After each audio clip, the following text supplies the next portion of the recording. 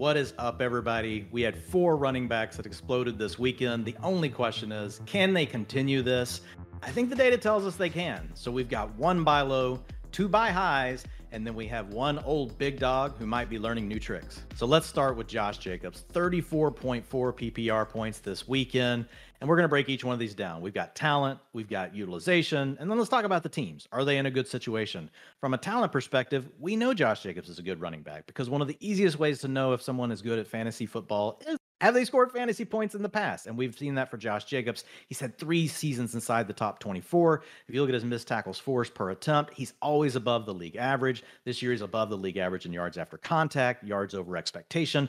All those things align for Josh Jacobs. So now let's take a look at what does the utilization look like. So we've known Jacobs is going to get the rushing attempts. Already been happening. He's gotten 80% on the year. Hasn't changed week over week. But what was the big difference for Jacobs in week 4? It was the role in the passing game. In fact, we've seen this growing over the last 2 weeks.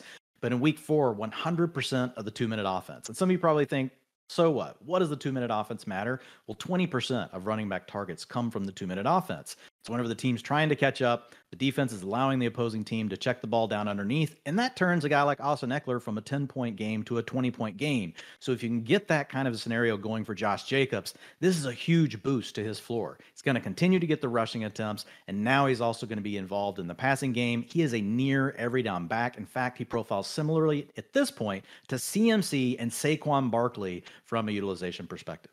So we know the utilization looks good, right? We know that Josh Jacobs has the talent profile. So really the last thing is, what about the team environment? And I know the Raiders have really been catching a lot of shade. They're 1-3, but really when we dig into it, there's a lot that we can like. Points per game, 24. That's 10th in the NFL.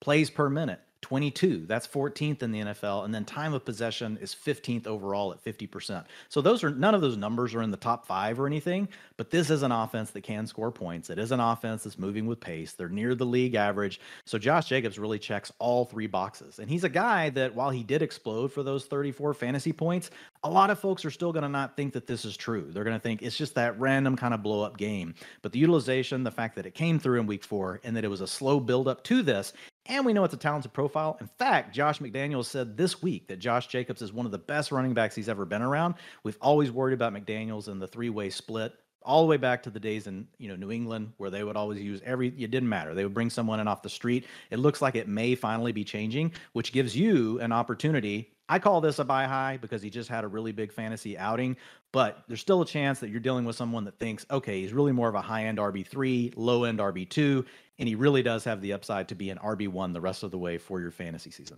So the next guy we have is Rashad Penny. He was the RB4 for week 4, 28.7 fantasy points. Some of you folks remember him. You're probably thinking, Dwayne, we know Rashad Penny's talented. So let's start there with the talent. The reason you know, why? Because he helped you kick ass last year in your fantasy league. If you know the way he finished, RB3, RB42, RB9, RB1, and RB4. So if he was on your squad, you were feeling really good. And guess what? It's not just fantasy points. If we look at next-gen stats, his rushing yards over expectation in 2021 were number 1 in the NFL at 2.1. So no wonder that we had the Seattle Seahawks want to bring him back. Other data points, missed tackles forced per attempt. If we look at yards after contact, explosive rush rate, Rashad Penny popped in all of those things last year, and he's doing it again this year. So we know that he checks that talent box. But what does the utilization look like? So with Rashad Penny, he's actually a lot like Josh Jacobs. He's a guy that's been out there on the field quite a bit, but some of you may not even know that, because if you look at just the box scores, he's finished as the RB38, RB73, RB38 before he exploded for the RB4 finish in week 4.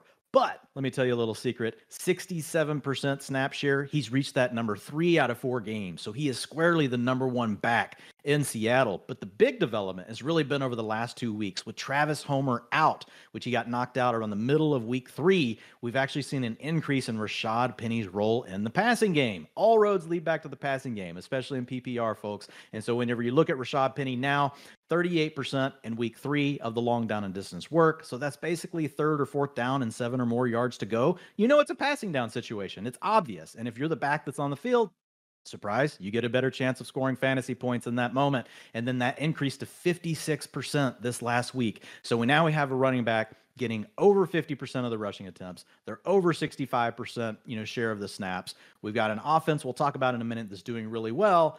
All things are stacking up well from a utilization standpoint for Rashad Penny. So that really brings us to the team, the environment. One of the things we were most concerned about with Seattle for every player. Do they have a quarterback that can play? Do they have a situation where they're going to run the least plays in the league? Last year, the Buffalo Bills ran 3 games extra worth of plays for their fantasy players versus Seattle. That was something that really steered me clear of the Seahawks this preseason, but that is something that is course corrected. In fact, over the last 2 weeks, in week 3, we heard Pete Carroll come out before the game and said, we're going to use more up tempo. We believe in Geno Smith. He also has a really bad defense, so probably what he needs to do. He has 2 good receivers in DK Metcalf and Tyler Lockett. And he said they were going to go up tempo, and they did. They had only ran 48 plays in the first 2 games. They've averaged 66 over the last 2 contests. So that has opened up that sweet, sweet volume to now go along with the fact we've got a talented player that's getting all the utilization. What does this add up to? It adds up to a high-end RB2 for the rest of the season, and he's another buy high. We call it a buy high because guess what? Recency bias. If you go to the fantasy manager in your league and you want to go get Rashad Penny, all they're going to remember is this last week where he scored 28.7 points. So he's probably a buy high.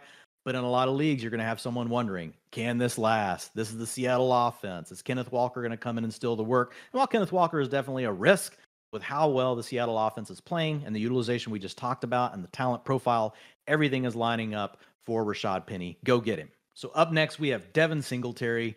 Not quite as high on Singletary as I am on Jacobs and Penny, and it's really because of the first leg of the 3-legged stool. It is all about the talent. He does grade out slightly below. His missed tackles forced per attempt, 15%. The NFL average is 17%. 2.65 yards after contact. The NFL average is 2.93. And this is really something we've seen through his career, so it's not just new to 2022.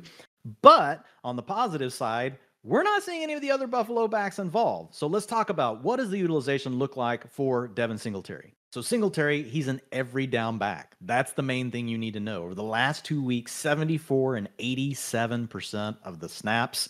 And he's really doing it across everything. Doesn't matter. We can talk about short down and distance. We can talk about long down and distance. So while he's not the most talented back, he's out there all the time. And actually, we've seen this equation before, and so we know what it looks like.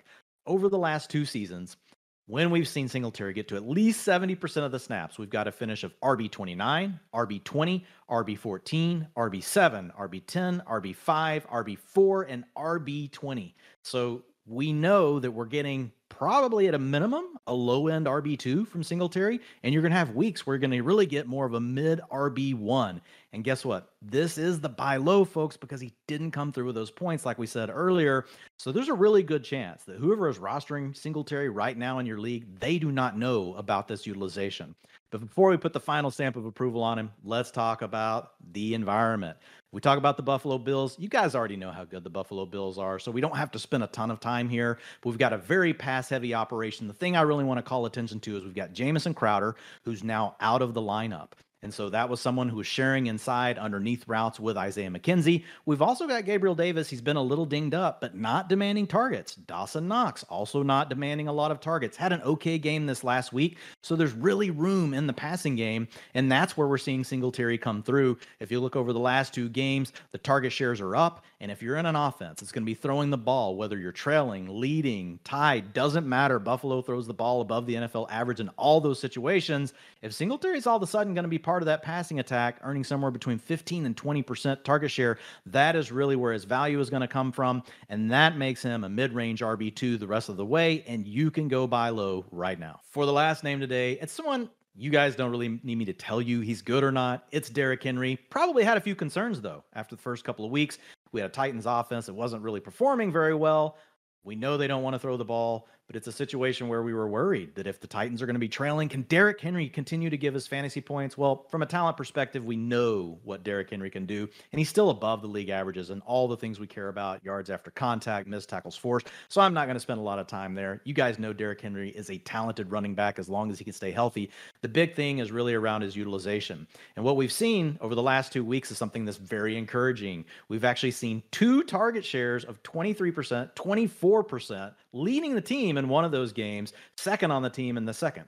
So the question is, can he keep that up? And I think there are 3 data points that say that this is something that really might stick for Derrick Henry this season.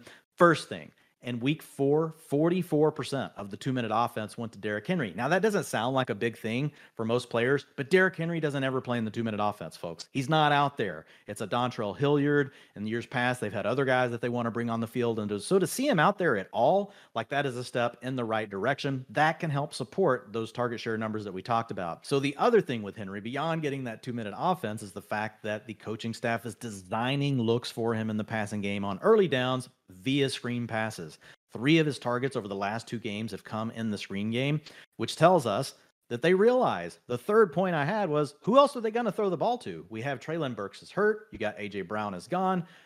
Yes, we have Robert Woods, but he's really the only other viable target they have right now. Kyle Phillips, maybe he can come along and get healthy, but he's really more of a slot receiver. So there's an opportunity here where they're just thinking, Derrick Henry's the best player on our team. We need to find ways to get him the ball. So between the 2-minute offenses, screen passes, the struggling passing attack, I think there is an opportunity here for Derrick Henry to see the most receptions that he's seen in his career. But now let's take a look at the Titans offense. So the big thing with the Titans offense, it's all about the running game. And as much as we may want Derrick Henry to get more targets, we want him to get more of these opportunities in the route tree, all of that kind of stuff.